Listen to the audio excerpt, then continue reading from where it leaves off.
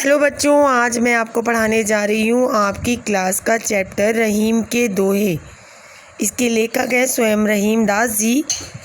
रहीम दास जी इन दोहों में जीवन की अनेक वास्तविकताओं यानी सच्चाइयों को हमारे सामने दर्शा रहे हैं। पहला दोहा है, कई रहीम संपत्ति संगे बनत बहुत बहुरीत, विपत्ति कसोटी जे कसे तेई साँचे मीत। संदर्भ प्रसंग है इसका। प्रस्तुत दोहा हमारी पाठ्य पुस्तक स्पर्श भाग 2 के पाठ 11 रहीम के दोहे से लिया गया है। इसके रचयिता स्वयं रहीम दास जी हैं।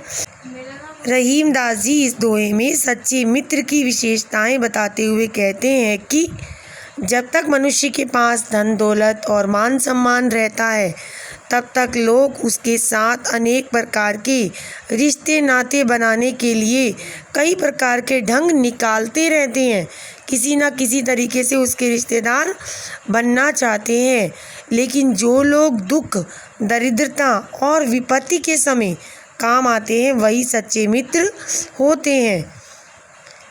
इसका संदेश है कवि का कि लोग रिश्ते नाते बनाने के लिए अनेक ढंग निकालते हैं। कब? जब हमारे पास दौलत होती है। लेकिन बच्चों, जो मुश्किल के समय भी हमारा साथ देता है वही सच्चा मित्र होता है। मैं इस दोहे के माध्यम से हमें ये सीख दे रहे हैं कि हमें मित्र का चुनाव सोच समझकर करना चाहिए। सदा ऐसा मित्र बनाना चाहिए जो हमारा गलत मार्गदर्शन ना करे, जो मुश्किल समय में हमारा सहारा बन सके, हमारे धन का लोभ ना रखता हो। दूसरा दोहा है, जाल परे जल जात बही तजी मीनन को मोह, रहीमन मछली नीर को ताऊ न छोड़ती छो। व्याख्या, पानी में जाल डलने पर मछली तो जाल में फंस जाती है लेकिन पानी बाहर निकल जाता है। रहीम दास जी कहते हैं कि मछली तो पानी से प्रेम करती है, उससे बिछड़कर अपने प्राण त्याग देती है, लेकिन जल मछली से प्रेम नहीं करता। वह जाल में मछली को छोड़कर खुद बह जाता है। वास्तव में रहीम दास जी कहना चाहते हैं हमें मछली की भांति ईश्वर से प्रेम करना चाहिए। बच्चों, रहीम दास जी समझाना चाहते हैं कि जब मछुआरा पानी में जाल डालता है तो मछली जल से प्रेम होने के कारण उसके वियोग में अपने प्राण त्याग देती है। वैसे ही मनुष्य को मछली की तरह ईश्वर से प्रेम करना चाहिए। वे समझाना चाहते हैं कि बिना ईश्वर भक्ति के जीवन जीना बेकार है। अगला दोहा है, तरवर फल नहीं खात है सरवर पियत न पान, कही रहीम पर काज हित संपत्ति संचि सुजान। इस दोहे के माध्यम से रहीम दास जी कहते हैं जिस तरह वृक्ष अपने फल को स्वयं नहीं खाते, सरोवर अपना जल स्वयं नहीं पीते, ठीक उसी प्रकार दूसरों के हित के कारण सज्जन लोग धन जोड़ते हैं। इस दोहे में रहीम दास जी ने परोपकार की भावना को दर्शाया है और इसका उदाहरण वृक्ष और सरोवर के रूप में हमारे समक्ष प्रस्तुत किया है।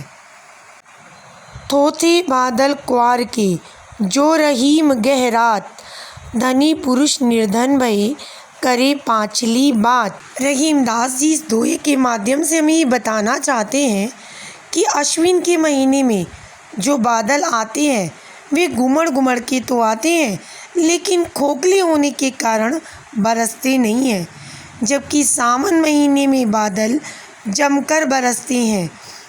जैसे धनी पुरुष निर्धन हो जाने पर अमीरी की बातें करते रहते हैं जिसका कोई लाभ नहीं होता, वैसे ही बच्चों अश्विन महीने के बादल खूब तेज तेज आवाज़ करते हैं लेकिन खोखले होने के कारण बरसात नहीं करते, जिससे मनुष्य को कोई लाभ नहीं होता।